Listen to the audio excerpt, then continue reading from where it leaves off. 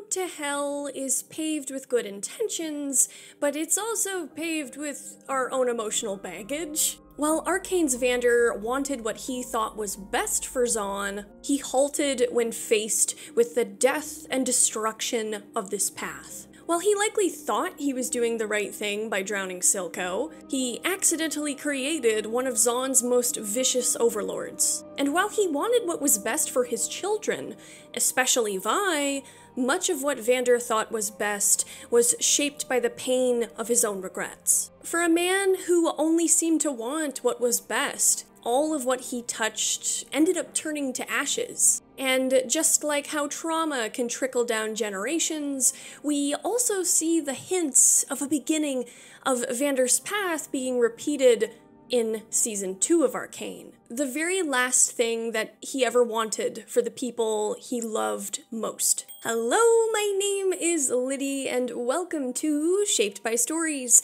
where we discuss how and why our favorite stories shape our own. Let's get into it.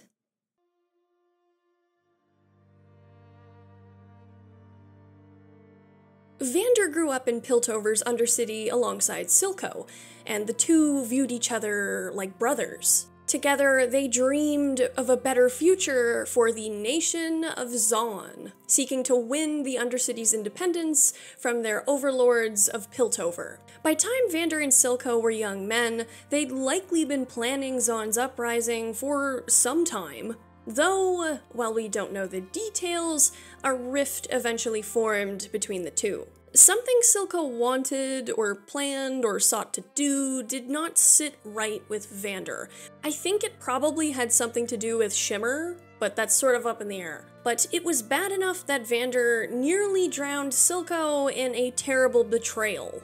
Silco steals Vander's knife as he fights to stay alive, and while we don't know all the details, he did manage to get away. But despite this violent betrayal, Vander still dreamed of a revolution to bring Zaun the freedom it needed. And his people believed in him.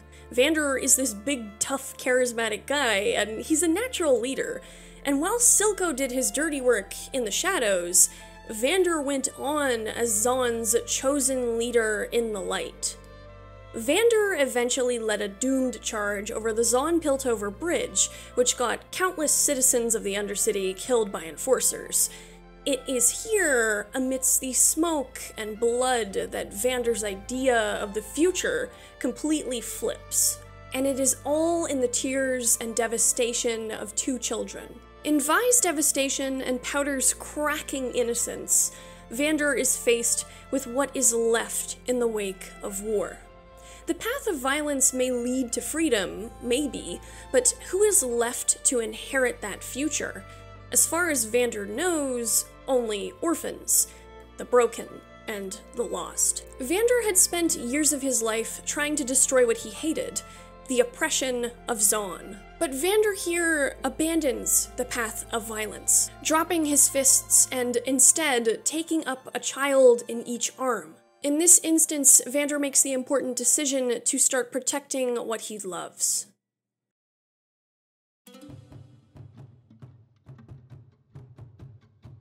Years later, Vander is the barman of his own tavern, The Last Drop. Everybody in Zaun is in and out of its doors, and Vander knows every single one of them. Everybody, for the most part, still sees Vander as the de facto leader of the Undercity. But Vander doesn't use his position to fan the flames of rebellion. Not anymore. Rather, Vander works to keep the peace, even if that peace is a backwards one. Zaun is still stagnant, forced to bear Piltover's weight on its shoulders, and nothing is changing as Vander has a deal with the head enforcer, Grayson, a woman who, like him, doesn't wish to see more death. Both agree to quell tensions on their own sides and limit Undercity and Overcity conflict, more or less damning Zaun to its current state of oppression. Vander accepts the stagnancy of the status quo in order to avoid lost lives in the meantime. Vander is still scarred by all those people who believed in him and died for him on that bridge. And the worst part is, whether he realizes it or not, him bowing to Piltover this way almost renders their sacrifices meaningless. Vander knows that his deal with the Enforcers would enrage his people, and so he's kept this deal secret from all but Benzo. Vander considers keeping the peace worth anything, even if it means his people's freedom. He refuses to forget what he considers his greatest failure, and I think that's one reason why he keeps his weapons hung above the bar. It was all such a terrible mistake that day, a mistake he doesn't want to see repeated. It's really hard to blame him for this because I'm sure Vander has some pretty terrible PTSD, and he certainly has survivor's guilt. Another thing that I want to note is Vander's position behind the bar. It's almost kind of like he's held himself back for the most part, as he only ever comes out from behind that line in order to protect the weak, like Twitch, or to keep the peace, or to serve drinks. And what does alcohol do? It keeps people distracted. So long as people keep drinking the Kool-Aid that Vander is serving, this backwards peace can continue. He won't have to cross those old lines. But Vander's weapons serve another purpose, and how they remind people of his revolutionary past. A lot of Vander's power that enables him to keep the peace for as long as he has comes from these old stories. But, as we can see, time has passed. The world is changing around Vander, and his grip on power is slipping as those tales become more and more faded. Sevika is the first person we see who calls out this weakness, specifically in regards to his willingness to do nothing when the Enforcers crack down on the lanes after Vi's botched burglary job. Vander might protect the weak from other Zonites, but he holds back when it's Enforcers picking on Zonites. And the fact that Vander is not willing to give up his kids to the Enforcers only steals his resolve to continue to do nothing.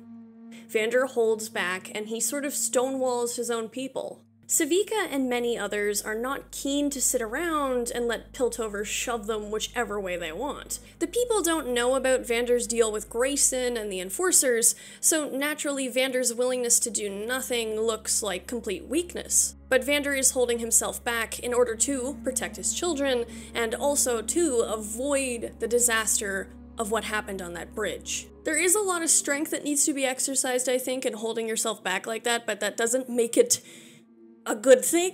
This part is also interesting because it shows that there's sort of the stages of empire going on here between Silco and Vander. We see Vander's empire is on the decay stage and Silco's is on the rising stage. Sevika leaving to join Silco represents that really well, I think. Where she goes, there is the empire. The other thing too that I want to point out is that this moment where Sevika leaves Vander sort of undermines Vander's whole guilt complex. Vander has spent so many years blaming himself for all the Zonites who died on that bridge, Vi's parents included.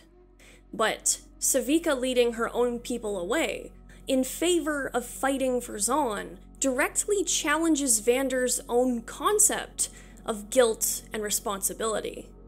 Because all of these people are adults who choose of their own volition to fight. They are all veterans of Zon's crappiest circumstances, and they know the stakes of what they're up against. They're not throwing themselves into a fight that they don't understand. To me, this sort of shows that Vander, in feeling guilty and regretful and like it's his fault that everybody died, it's understandable. But it sort of also shows a little bit of removing the agency of all those people who chose to fight that battle. And the saddest thing is, he passes on this habit to his eldest child, Vi.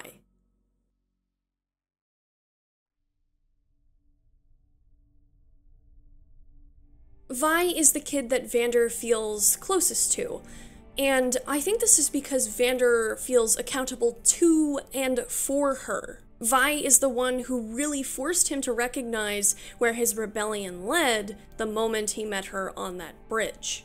Vi saw and experienced only the horrors of his choices, and she's old enough to remember the brutality of the Enforcers that day. When Vander looks at Vi, he remembers that little girl crumpling over on the bridge, sobbing over the sight of her dead parents. Vi grew into an aggressive, hot-headed teenager. And above all, Vi wants to be strong, like Vander. I think Vander likely saw a lot of similarities between her and him, especially in how she protects Powder.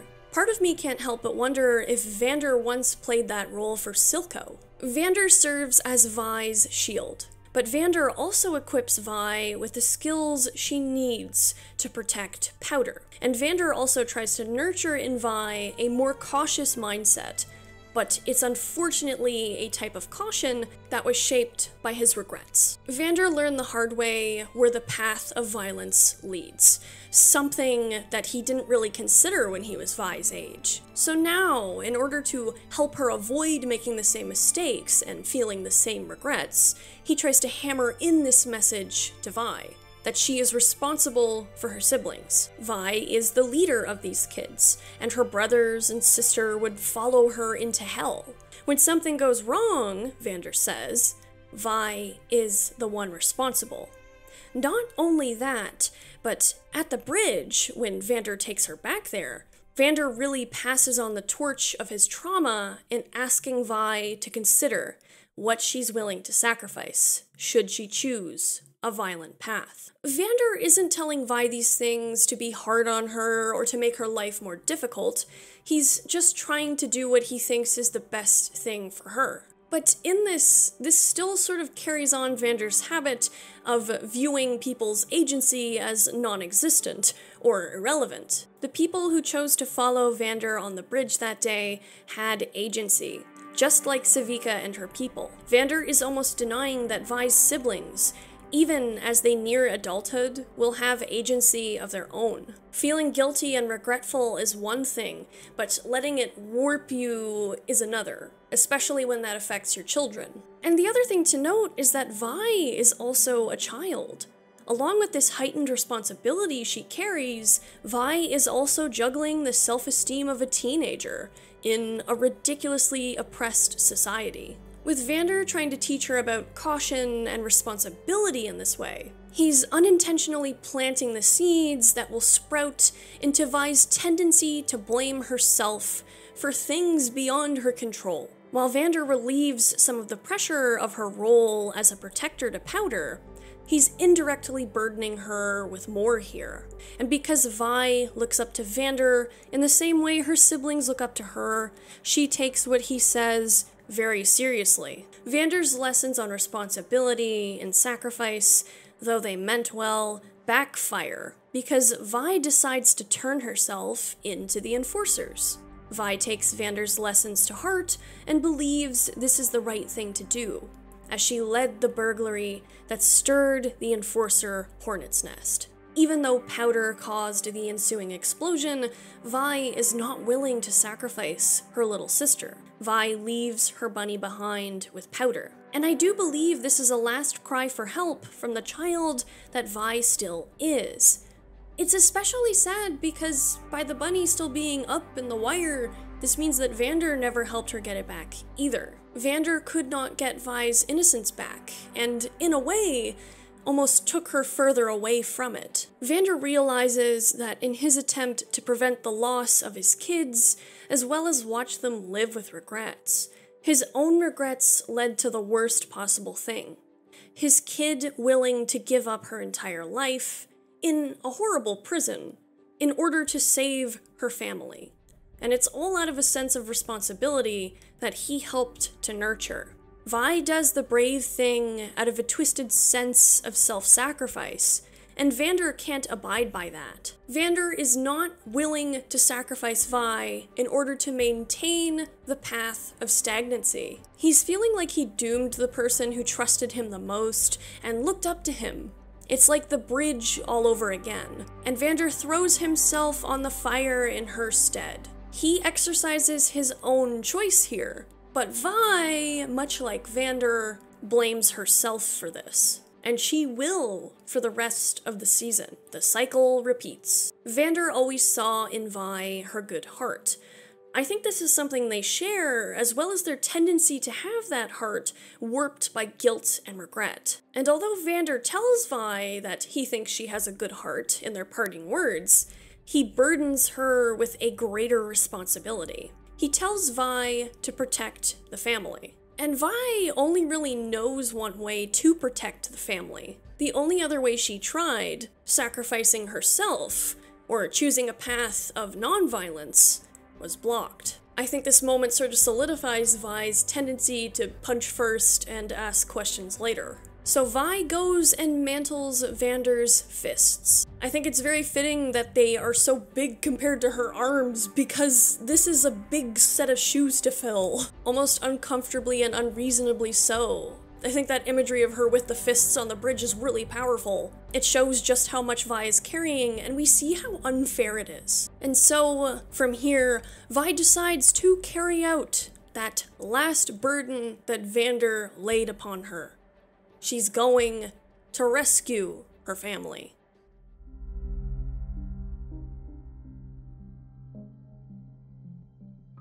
At Silco's lair, Silco tries to get some form of what I think is validation from Vander. All those years ago, Vander refused Silco's way of doing things. What Silco wants, all these years later, now that he has Vander in his clutches and has shown him shimmer, is for Vander to say that Silco was right. Silco was strong enough. Silco was smart enough. Vander even asks Silco if all of this, of what he did, was out of pride.